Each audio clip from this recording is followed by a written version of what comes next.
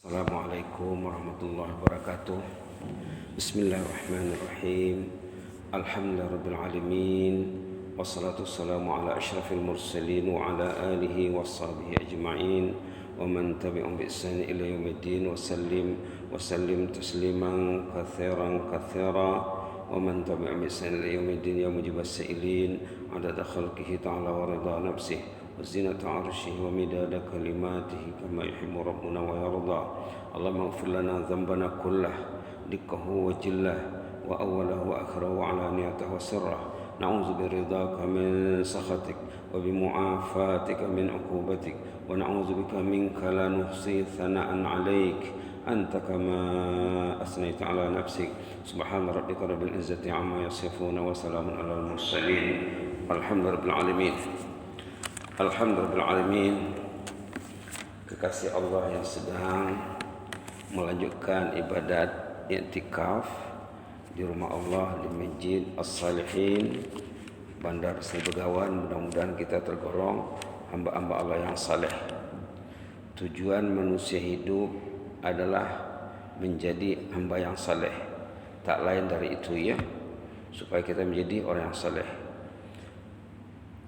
Hari ini hari bersejarah dalam Islam ya.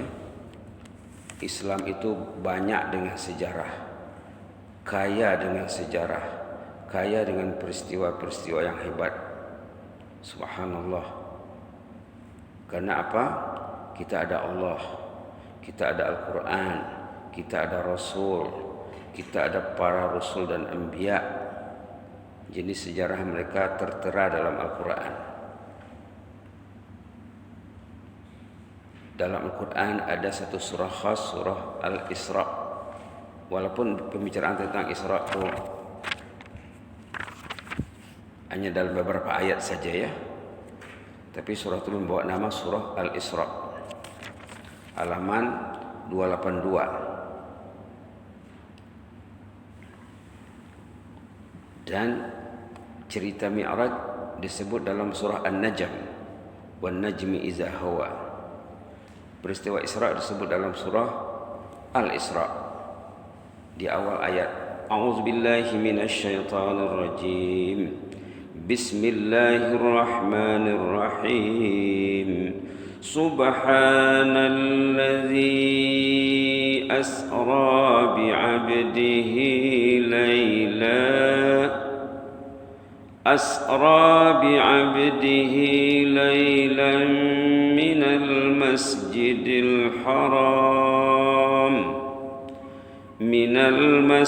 الحرام إلى المسجد الأقصى الذي باركنا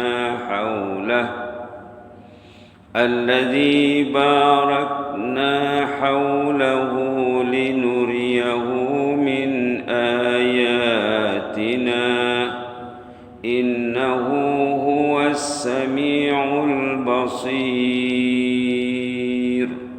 آمنا بك يا رب فزدنا إيمانا بعد إيمان. Subhanalladzi, maha suci Allah. Sama dengan subhanallah ya. Subhanalladzi asra itu sama dengan subhanallah. Maha suci Allah. Asra bi abdih, ia memperjalankan hambanya di malam hari. Laila, seketika, sejenak di malam hari, bukan satu malam penuh, sejenak saja. Asra, memperjalankan di malam hari. Lailan, satu ketika di malam hari. Dari mana? Minal Masjidil Haram.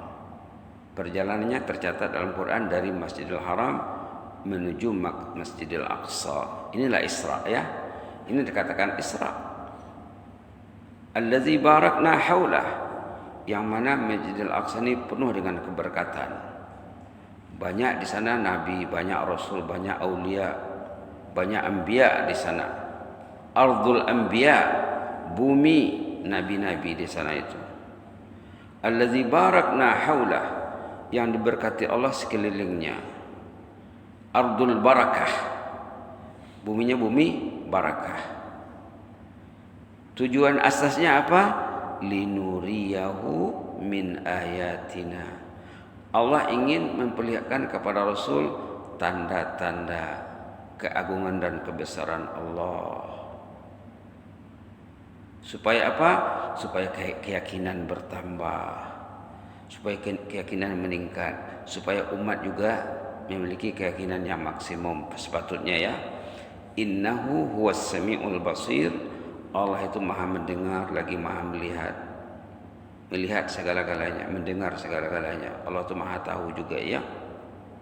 Inilah ayat tentang Isra. Diawali dengan subhanallah. Artinya benda ini benda yang aneh ya. Benda yang aneh, subhanallah. Bila kita melihat menyaksikan benda yang aneh, kita akan sebut subhanallah. Bila kita terdengar benda yang aneh, subhanallah. Maka tasbih ini ungkapan yang paling suka Allah mendengarnya. Bila orang itu bertasbih, berarti orang itu memuji Allah.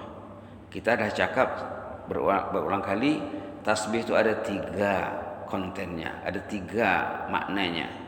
Bukan hanya subhanallah maha suci Allah saja, itu satu. Subhanallah maha suci Allah artinya apa? Allah itu tidak ada sifat yang merupakan kecacatan terhadap zatnya. Tidak ada sifat yang merupakan kelemahan. Allah itu bersih, suci, terhindar, terjauh. Mustahil ada padanya sifat-sifat yang berbentuk kelemahan. Itu yang disorot tadi ayat dibaca imam dalam ayat kursi. Ayat kursi itu ayat yang paling berat, yang paling hebat dalam Quran, yang menerangkan tanda-tanda kebesaran dan keagungan Allah. Maka dikatakan ayat kursi itu ayat yang paling hebat ya.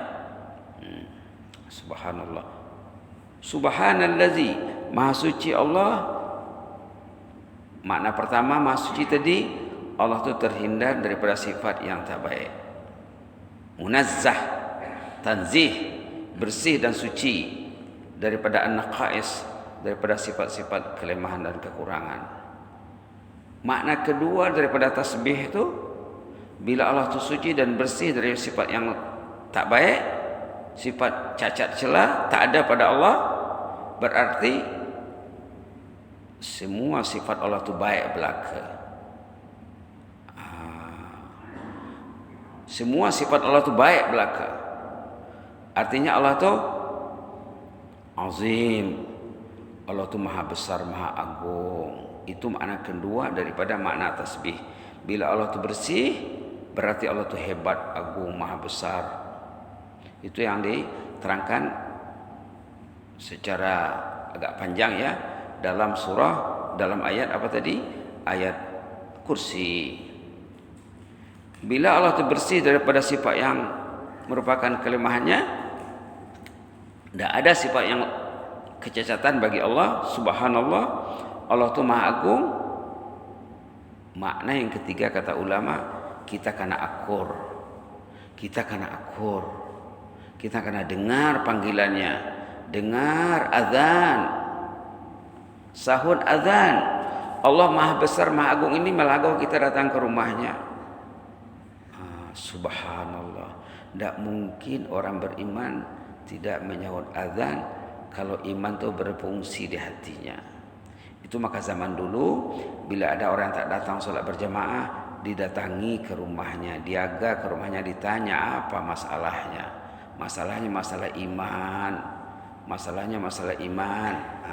Kita dah selalu sebut ya, bila kita lihat Al-Quran, ayat tentang masjid, tentang mi'marah ke rumah Allah, dia dikaitkannya dengan iman. Dia bab imarah ini dikaitkan dengan iman. Kita dah selalu sebut surah Taubah tu ya. Kita perhatikan lagi. Subhanallah. Subhanallah. Kita perhatikan lagi halaman 189. Innama ya'muru masajidallah man amana billah. Kita bacalah ya. A'udzubillahi minasyaitonir rajim. Ayat 18 halaman 189 Mushaf Al-Madinatul Munawwarah, Mushaf Brunei Darussalam. أعوذ بالله من الشيطان الرجيم إنما يعمر مساجد الله من آمن بالله واليوم الآخر وأقام الصلاة وآتى الزكاة ولم يخش إلا الله فعسى أولئك أن يكونوا من المهتدين اللهم اجعلنا من المهتدين اللهم اجعلنا من المهتدين اللهم اجعلنا من المهتدين إنما يأمر مساجد الله yang rajin mengimarahkan rumah Allah itu, yang rajin datang ke masjid, yang rajin menyahut azan, yang peka terhadap azan, man amana billah, mereka lah yang orang dalam kategori beriman kepada Allah, beriman kepada hari kemudian, menegakkan salat, membayar zakat, takut kepada Allah, beriman dan takut lagi. Takut yang positif ya. Takut kalau terlambat salat, takut kalau masbuk, la ilaha illallah. Itu maka dikatakan ulama ya, subhanallah, pentingnya salat berjamaah ini. Fa'asa ulaika yakunu minal muhtadin. Orang inilah yang tergolong orang muhtadin. Yang kita minta dalam salat, ihdina, bimbinglah kami, tuntunlah kami. Inilah orang yang hidupnya dituntun Allah, dibimbing Allah, muhtadin. Baik. Subhanallazi asra bi 'abdih. Maha suci Allah yang memperjalankan malam, memperjalankan hambanya di malam hari, bi 'abdihi, dengan subhanallah. Rasul Muhammad SAW disebut di sini sebagai abdun. Rasulullah SAW di sini disebut sebagai Abdullah. Bukan Nabi dia cakapnya, bukan Rasul dia cakap, malah abdihi, hamba Allah. Kita ini hamba Allah. Artinya apa? Tidak boleh tak dengar cakap Allah. Kita ni hamba, hidup kita dari Allah, kesehatan dari Allah, terhindar daripada penyakit Allah yang pelihara, terhindar daripada COVID Allah yang jaga. Allah jaga kita, patutnya kita semakin cinta kepada Allah. Sepatutnya rumah Allah semakin didatangi, semakin dipenuhi. Abdihi, Rasul itu hamba Allah. Kita juga hamba Allah. Sama status kita dengan Rasul. Rasul itu abdun, kita pun abdun, Abdullah. Allah itu ma'bud. Abadah itu ya, abadah menyembah, ibadat. Ma'bud itu Allah. Abdun, jadi dari kata akar yang sama tu ya. Nah, ini belajar bahasa pula ya. Abdun, na'budu, na'budu, abid, abidin, ibadah. Semua dari kata akar yang sama. Abdun hamba, ma'bud Tuhan yang disembah. Ibadah, kaedah kita menyembah Allah. Salat contohnya, siam contohnya, tilawah contohnya. Nah, bila kita paham ini, kalimat abdun, ibadah, ma'bud, senang dia beribadat kepada Allah. Dia tak lain hanya hamba Allah yang mesti akur, tidak boleh melawan. Karena kita bukan milik kita, kita milik Allah, hamba Allah. Dan kita akan kembali kepada Allah. Kalau orang itu mengakun, meyakini dia itu sebagai hamba Allah, Allah akan jaga dia. Karena hamba Allah, artinya hamba milik Allah. Allah akan jaga dia. Tapi kalau orang itu tak mengakun, oh saya ini bukan hamba Allah, lalu dia berbuat sekehendaknya. Macam mana Allah nak jaga?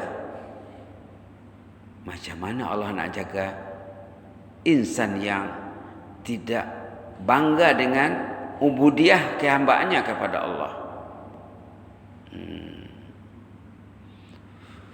Subhanallah, abdihi, ya, hamba Allah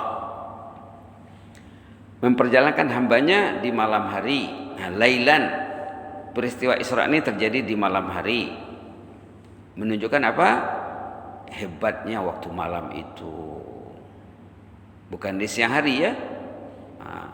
Biasanya orang saleh lebih mengutamakan malam dari siang, terutama untuk beribadat kepada Allah. Siang untuk bekerja, mengurus urusan keduniaan, urusan kenegaraan, urusan kemasyarakatan. Malam hari dengan Allah, ataupun sebagian masanya dengan Allah, ya. Menunjukkan mulianya malam itu. Dari mana dia diberangkatkan? Minal Masjidil Haram, dari Masjidil Haram. Mulianya masjid. Ini kemuliaan masjid. Kemuliaan hamba tadi, abdihi, kemudian kemuliaan malam, keagungan masjid. Minal Masjidil Haram, dari Masjidil Haram. Rata-rata kita sudah pernah ke sana, ya. Alhamdulillah. Bagi yang belum, mudah-mudahan dimudahkan Allah, ya.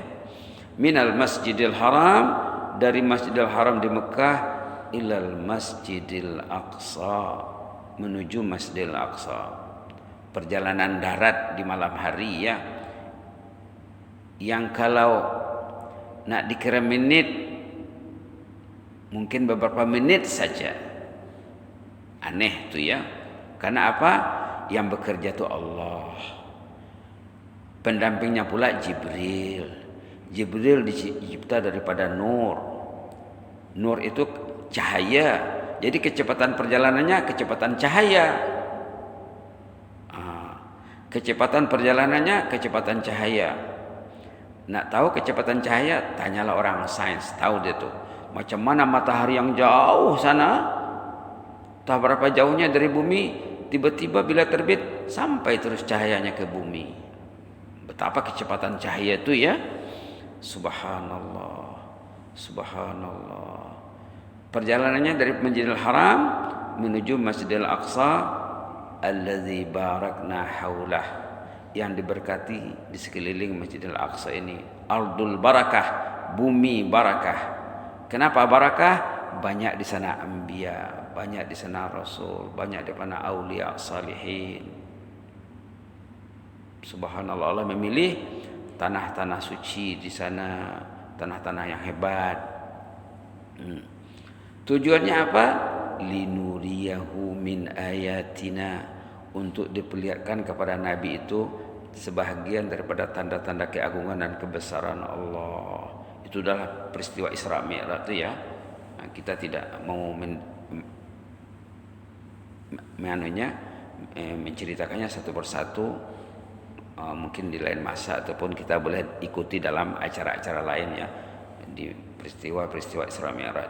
Yang penting tujuan asas Isra itu untuk memperlihatkan ayat-ayat kebesaran Allah.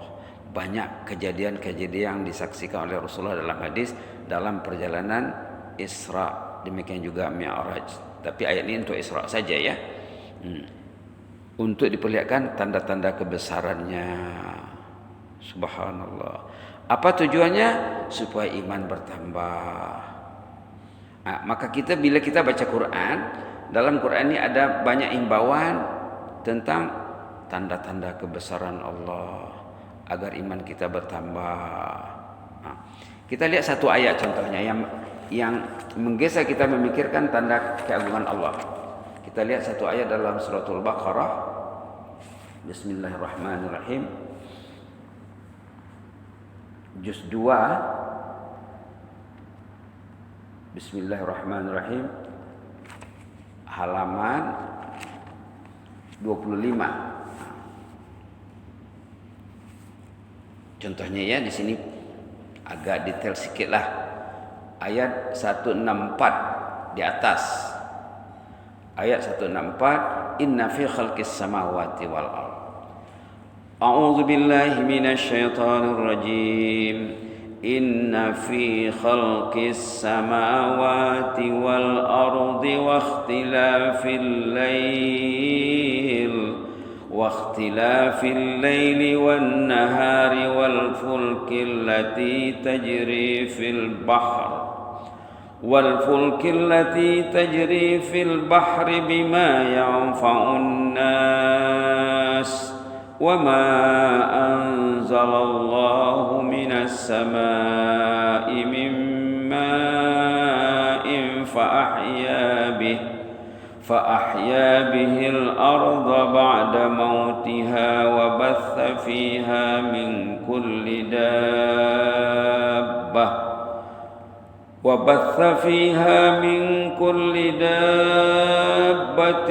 وتصريف الرياح والسحاب المسخر بين السماء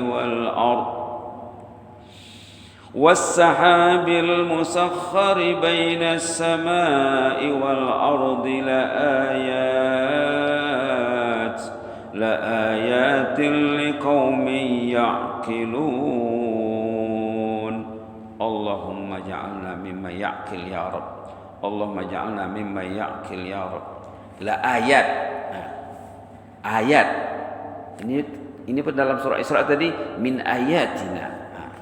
Tengok di sini inna fi khalqis samawati wal ard, dalam keagungan penciptaan langit dan bumi, wa ikhtilafil laili wan nahar, pergantian malam dan siang, wal fulkil lati tajri fil bahar, bahtera kapal yang berlayar di atas air di laut, bima yanfa'un nas, membawa barang-barang keperluan manusia,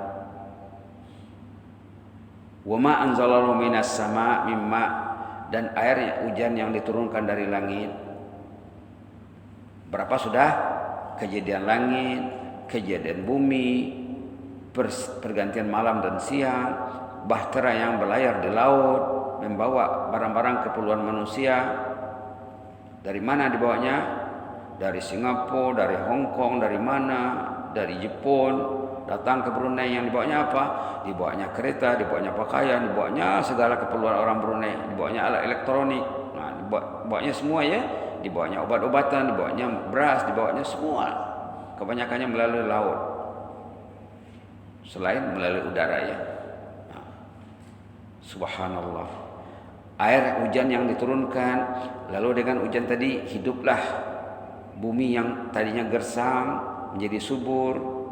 Kemudian di samping tumbuh-tumbuhan yang hidup, hayawan pun berkembang. Kemudian tasrif riyah, angin yang bertiup, ada angin dari timur, ada angin dari barat. Ada orang-orang pakar bagian falak tahu itu ya. Wasahabil musakhar, awan yang berarak di antara bumi dan langit. Awan keluar dari masjid, ya lagi kalau matahari sudah bersinar, nampaklah awan. Awan itu semuanya ayat, tanda-tanda keagungan Allah bagi kaum yang berfikir. Nampak awan, ingatlah Allah. Nampak hujan, ingatlah Allah. Nampak bumi, nampak langit, nampak hayawan, nampak burung, subhanallah, nampak manusia, nampak bahtera, nampak kapal terbang, semuanya ayat, tanda-tanda keagungan kebesaran Allah liqaumin ya'qilun, bagi orang yang menggunakan akalnya. Kalau dia tak menggunakan akalnya, dia tak teringat Allah, apapun tak teringat Allah. Ini kejadian-kejadian ini membawa kita meyakini Allah. Jadi Rasulullah dibawa Isra itu katanya untuk diperlihatkan ayat-ayat. Pada kebanyakannya ayat itu ayat ghaib ya, karena perjalanan ghaib. Kita yang kita lihat ini ayat-ayat yang jelas dan terang, nyata. Rasulullah diperlihatkan ayat minal ghaibiyat, daripada alam ghaib. Berjumpa Nabi, berjumpa orang saleh di sananya. Nabi Muhammad sembahyang di sana mengimami. Subhanallah. perkara yang gaib bagi kita semuanya ya. Dan kita disuruh memikirkan benda-benda yang nyata dan terang. Itu satu tanda. Dalam ayat-ayat lain, surah lain banyak lagi tuh. Allah itu Sami', Allah itu Basir, Allah itu Maha mendengar, Allah itu Maha melihat.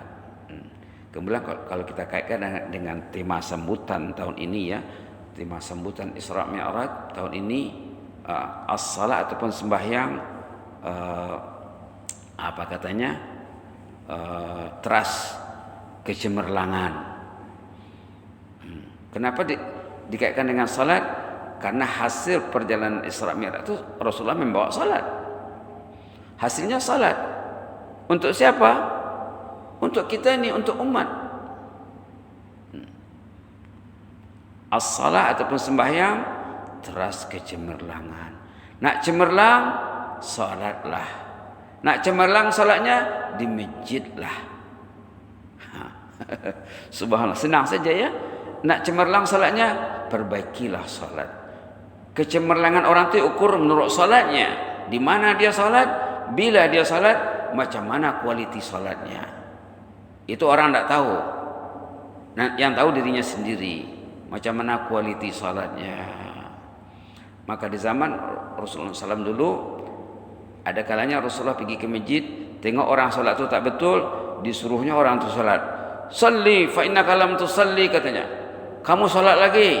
Tadi tak betul salatmu itu. Salatlah orang itu sampai 3 kali salatnya. Saya yang tahu saya salat macam inilah, kata sahabat tu. Kata sahabat yang bermasalah tu ya, musyi' as-salah istilahnya. Hadis musyi' as-salah. Hadis sahabat yang salatnya tak betul. Diperbetulkan oleh Rasulullah. Kalau salat tu katanya jangan emergency. Rukuk sujudnya jangan nak bergagas. Apa yang dia kejar? Yang kita kejar quality. Yang kita kejar quality, yang kita raih quality bukan kuantitinya. Bila kita baca Fatihah, pastikan kita menghayati apa yang kita baca. Bila baca surah juga begitu. Bila kita rukuk, hayatilah rukuk itu dan baca rukuk, i'tidal, sujud, duduk, tahiyat, semuanya kita kena mengerti apa yang kita sebut.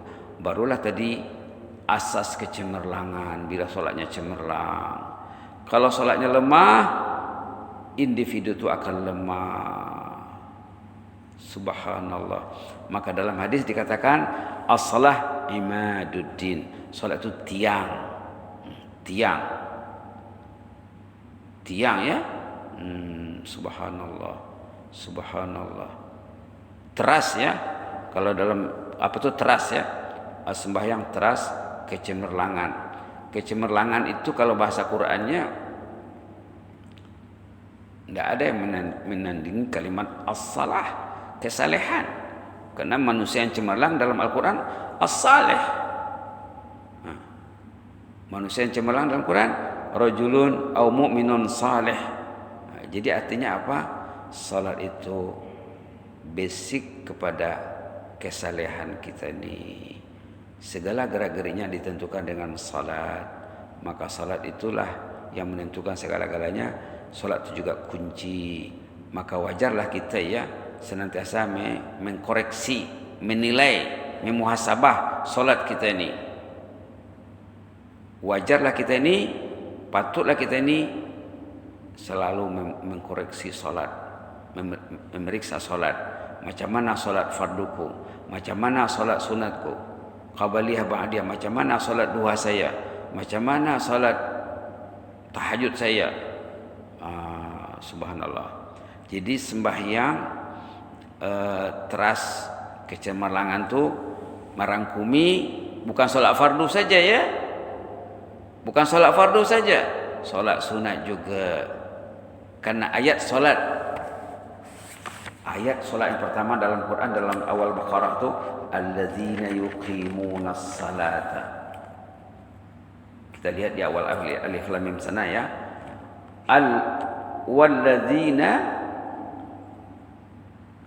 Alladzina yu'minuna bil ghaib wa yuqimunas salah. Orang yang mengimani yang gaib, termasuk Isra Mi'raj ini ya. Ini benda yang gaib bagi kita. Dan perjalanan alam gaib. Subhanallah. Jadi basic keimanan kita ini mengimani yang gaib. Kemudian wa yuqimunas shalah. Ini menurut ulama, kalau dibuka tafsir ulama, as-shalah di sini bukan sembahyang fardu saja. Kita sedih kadang-kadang kita pergi kemana-mana ya, lepas azan tak salat. Sebelum salat fardu yang ada salat ba'diyahnya tak salat. Sedih kita melihatnya. Macam mana salat tu nak jadi teras? Solat tu kena dibuat semuanya yang fardu dan yang sunat. Sama pentingnya. Cuma nama saja lain. Satu fardu, satu sunat. Tapi sama-sama penting. Sama-sama sunnah Rasulullah sallallahu alaihi wasallam. Cantik dia punya tema sambutan tu ya. Tapi kita kena koreksi lah, kena nilai lah. Kena berusaha lah menilai solat kita ni. Macam mana nak menilai solat? Macam mana rasanya nak solat tu? Sebelum kita salat, orang dulu ya, ada ceritanya masa beruduk orang dulu ada yang sudah pucat lesu. Ditanya oleh sahabatnya, kenapa tuan pucat lesu ni berubah muanya? Baru uduk saja sudah berubah warna wajahnya. Ditanya oleh sahabatnya, kenapa setiap kali tuan nak berwudu tuan pucat, ketakutan? Iyalah katanya, lepas solat nanti saya ingin menghadap siapa? Itulah saya risau ni katanya. Takut solat saya tadi tidak sempurna nilainya pada sisi Allah. Maka solat ini nanti yang mula-mula ditanya dari kemudian ya. Dan solat ini yang menentukan cara hidup kita ni. Tutur kata orang tu ditentukan dari solatnya. Gerak langkahnya ditentukan daripada kualiti solatnya. Pergaulannya, pekerjaannya, gerak-geriknya, pemikirannya, solat itu yang mengatur. Itu mengatakan, dikatakan solat itu trust. Trust itu kena kuat. Kalau yang namanya trust mesti kuat ya. Kalau tak kuat tak trust namanya. Subhanallah. Kalau bahasa yang saya tahulah, trust itu kena kuat. Saya dulu waktu kecil, kalau kita katalah memotong kayu di hutan, itu yang di dalamnya itu yang inti dalam yang kuat tu, itulah trust. Kulitnya lain ya. Trust itu intinya. Maka cantik sekali sembahyang trust kecemerlangan umat. Maju mundurnya umat ditentukan dari salatnya. Dalam bab salat berjamaah ada hadis Rasulullah SAW katanya, kalau orang itu selalu terlambat katanya, dia akan terlambat dalam segala urusan kehidupannya. Mungkin besok lusa kita boleh kemukakan hadisnya ya. Orang yang selalu telat kata orang seberang ya. Terlambat, dia akan terlambat dalam segala-galanya. Karena solat ini teras. Jadi macam mana tah? Kalau boleh mendengar azan, kalau boleh datang sebelum azan. Kalau boleh lah ya. Paling kurang jangan masbuk, jangan terlambat. Mudah-mudahan ada manfaatnya ya. Mungkin kalau ada kesempatan besok kan kita sorot lagi tentang pentingnya solat ini. Mudah-mudahan Allah memanjangkan usia kita, memberi kita motivasi untuk mengkaji sejarah gemilang Isra Mi'raj ini ya, yang menggemparkan dunia ya.